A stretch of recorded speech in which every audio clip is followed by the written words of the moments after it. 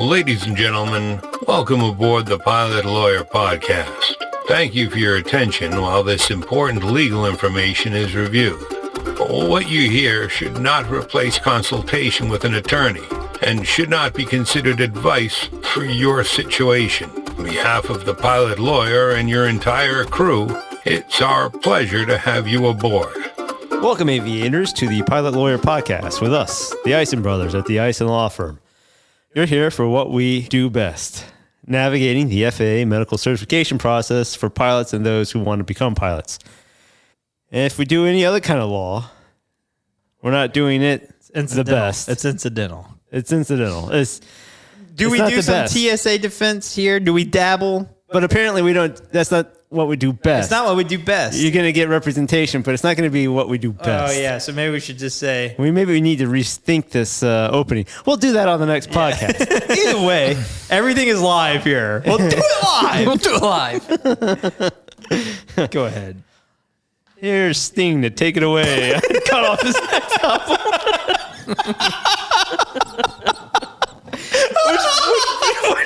Which brings me to the next point.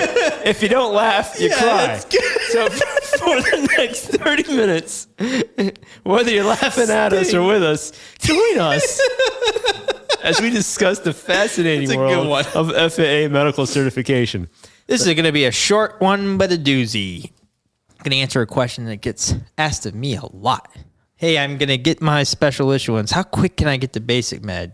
How do I get to BasicMed without screwing the whole thing up? Well, first, I guess it depends on whether or not the special issuance is for a disqualifying condition through BasicMed, right? Well, how does that matter?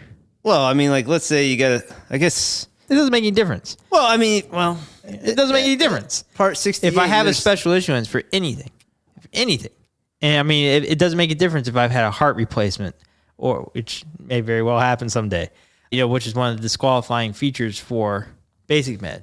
No matter what the condition is, even if it is a disqualifying feature for BasicMed, if I've had... I was thinking if you have multiple disqualifying conditions. That doesn't make any difference either. If I have a special issuance... That's a stupid thought. Yeah, it's a stupid thought. I interrupted your train of thought with a stupid thought. Here I was on a great train of thought. I was on a... All right, whatever. Who cares? So get on with it. Let's get this over with. with. If I have a special issuance, even if it is for a condition which is disqualifying under Part 68, and I have a special issuance, I have to at least have held a special issuance before I can go to BasicMed. So how do I go from that special issuance to a BasicMed? Well, you've got some things to consider. If you're on a special issuance and there are requirements that you're obligated to follow in order to maintain that special issuance, you can't just stop cold turkey and say, hey, I'm not going to do these things, because what you don't want to have happen is get your special issuance withdrawn. So, for example, if you're on a special issuance for, let's say, substance abuse. No, take that back. Let's say you're on a special issuance for substance dependence, and the special issuance requires that you engage in ongoing monitoring with a HIMSS-trained AME, you do ongoing random urinalysis, and so on and so forth. And you're just issued your special issuance, and you have to renew your medical certificate in 6 months. So you got a special issuance for 6 months, or certificate's good for 6 months. Can you just stop and say, hey, I'm not doing any of this stuff for the HIMSS program, for the special issuance, and I'm just going to go to BasicMed? No. The reason being is that if you totally stop what you're obligated to do for your special issuance, you stop monitoring, for example, what will happen is your special issuance will get withdrawn. Your medical certificate will therefore be withdrawn or potentially denied, revoked. Ipso facto, you don't qualify for BasicMed. It's not ipso facto. It's ipso fatso. Fatso in your case. Now I can't even ipso facto. Ipso facto? Yeah. Ipso facto, whatever. Facto. Hey, I'm going to ipso facto this right on over to you. So ultimately, if your special issuance is withdrawn, you don't qualify for BasicMed anymore. So when BasicMed first came out, we were trying to do all sorts of wild stuff to say, hey, I'm going to surrender this medical certificate and I don't want it anymore. And therefore, your most recent medical certificate hasn't been suspended, denied, or revoked. therefore making you eligible for BasicMed. Problem was, though, is the FAA stopped accepting these surrenders of the medical certificate. They wouldn't say, oh, yeah, you're good. They would just then withdraw the special issuance. What we have done historically and what we've been told to sort of do is to instead, let's say the individual gets a medical certificate on a special issuance and the medical expires in 6 months. You unfortunately kind of have to ride that 6 months out, not renew the medical certificate, continue doing what you need to do for the special issuance, not renew the medical certificate. At that point, go to BasicMed, and then you can be on BasicMed and not have the concern that your special issuance is going to be withdrawn, because in that particular instance, there's no medical certificate upon which the special issuance relies. So if you just ride that medical certificate out to its expiration, don't renew it, then you can go to BasicMed that way.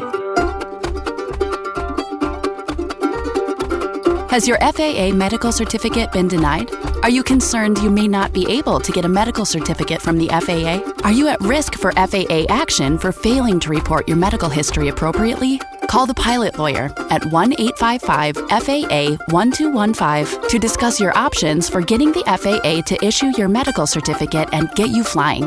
We are happy to evaluate your case and discuss with you a plan for presenting your case to the AME or the FAA. Aviation law is all we do, nothing else. I got a question for you. Since you started off on the whole substance dependence realm, the special issuance, looking at BasicMed, it requires that you not have had any substance dependence within the preceding 2 years, which I think is a bit unusual because it's kind of blending the definition of substance abuse under 67.107, 207, 307 with substance dependence under the same regulation. Yeah.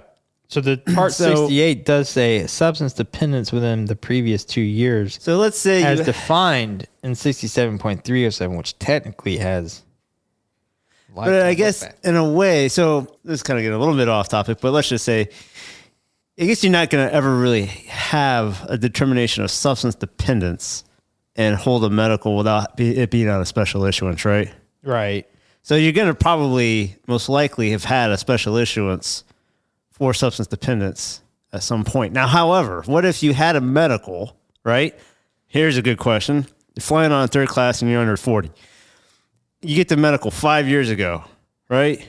A year after getting the medical, are you paying attention to me? Because you're going to do that. I'm so a year after you get the medical, so 4 years ago, you have a DUI, it's a 0.2. It would qualify for substance dependence. But now your medical has expired. You didn't have to report it for whatever reason, right? There was no 6115 triggering mechanism because maybe there was no conviction of the DUI or, DUI conditions for a lesser offense, and there was no suspension of driver's license, right? You haven't got up to your next medical yet, so you haven't had to tell the FAA, right? You're all clean in that regard. You want to go to BasicMed. What do you think is going to happen there? Would you qualify for it, having... You're going to have to go get a special issuance. Even though it happened outside of 2 years? Yeah, I think so. Because I think the way Part 68 identifies substance dependence, it's going to require... It says substance dependence within the last 2 years. As defined under Part 67.307, which technically has that lifetime look back. So I think you're in for a pound, down for a dollar. I think that's a really poorly worded. Everything's poorly worded. I mean, the way it's written, within the last 2 years, pull it up there. What's it say? Let's get pull it up. I have it. Here's cops here so fast. That's if I pull it out. Jeez. Okay, listen. A substance dependence within the previous 2 years. Yes. As defined in 67307A4, this chapter. Yeah, but 67A4, that's where it gives you the definition for substance dependence. Yes. 67.107, 207, 307, whatever. Let's just say 67307 because that's what it specifically references. At the very beginning of it, that's where it talks about a lifetime, right? What it references substance dependence, except where there is established clinical evidence satisfactory to the federal air surgeon of recovery, including sustained total abstinence from the substances for not less than preceding 2 years. Blah blah blah. So what they're going to still get you on is recovery satisfactory to the federal air surgeon. even if it was in the 2 years. So you're better off nice. with substance dependence just doing it and getting over with. Doing it, getting over with. Going to BasicMed. But the trick here ultimately with the transition is to not get yourself in a spot where you get your special issuance withdrawn such that you're then not eligible for BasicMed. You want to try to transition that appropriately, so you don't get yourself in a pickle. So you get your, But here's you jump through all the hoops for substance dependent I don't special jump issuance. for anyone. Well, you don't. Certainly not getting through any hoops. What's your problem? What's wrong with Alex? Nothing. Continue. Is it a personal problem? Yeah. Continue. So there's a problem. There's a problem. He's been upset. Was it that I personally offended you with the camper remark earlier today at lunch? We did make a joke about your camper. That's a lovely camper. If I went anywhere in a camper, that would be the one I go in. Hey, let me say this much though. Let's say I got on BasicMed and I said, "Whoa, I got a position here that I could go be a airline pilot. I need a first class all of a sudden." Well, I'm going to say, Ram and Llama Ding Dong, I got to go back and get a first class. The problem is the FAA is going to say, you know that meme of John Travolta from Pulp Fiction where he's in the trench coat and he's looking around. What's the target age of our audience? Do they even know? I don't know what a John Travolta is. Hey, if John Travolta's a pilot, maybe he's listening. So that's true. But they're going to say, well, where have you been? Have you been doing these things we've been telling you to do? Have you been doing these recovery activities? So if you go to BasicMed, you better be darn tootin' sure that you're not going to come back. Because the problem is that if you want to go back, they're going to expect you to have resumed monitoring for substance dependence and really for any other condition, right? They're going to want to know, well, hey, you can't just disappear for, however long you've been on BasicMed and us not know who you are. You're going to have to kind of fold yourself back into the fold. So work yourself back into the fold. That too. Since you started off with a substance dependence analogy, we'll follow that one. So let's say you went through rehab, you did the AA, you did all the psychological and neuropsychological testing, or psychiatric and neuropsychological testing. You were engaged with a HIMSS AME, and you were doing engaged to a HIMSS AME. Well, that's not what the word on the street is. Anyhow, so you got your special issuance because of a substance dependence determination, right? Mm-hmm. You then go to BasicMed. You stopped engaging with your HIMSS AME because there was no requirement. Now you're going back to a first class. Do you also have to go back through the rehab? Well, you're not going to neuropsychological? have to go through the rehab, right, to reestablish that you're in satisfactory recovery there, but they're going to want to see resumed recovery activities like the monitoring and so on. What if you started drinking while you were? Well, that's a major problem. You're going back to rehab. So there is a possibility that you could end up going back to rehab. Yeah, if you go to BasicMed, it's not free for all.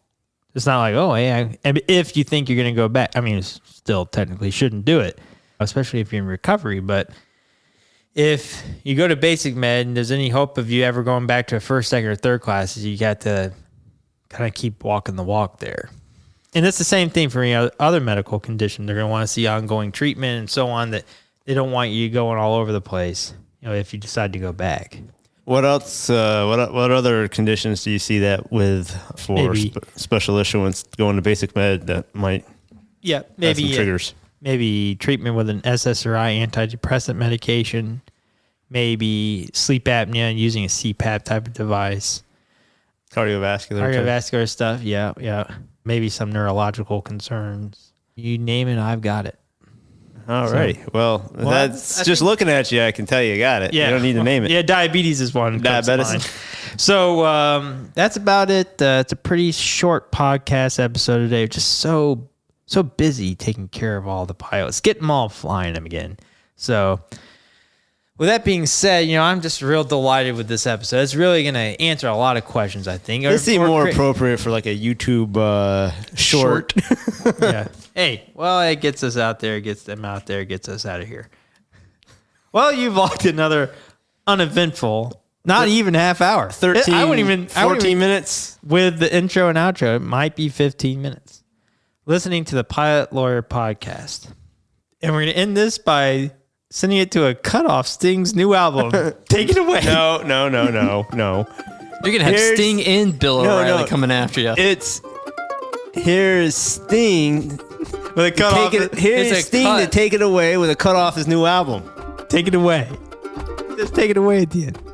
Yeah, whatever. It's not like Sting was in the studio playing for him. Yeah, that doesn't make any sense. We're talking about that clip where Bill O'Reilly says, Loses his ever-living mind because the teleprompter isn't working. we'll do it live. But even though Sting and Bill O'Reilly I have no idea who we are. no idea who we are or care about Yet. us, we're the Ison brothers at the Ison Law Firm. These episodes keep getting worse and worse. Have a good time. Bye-bye.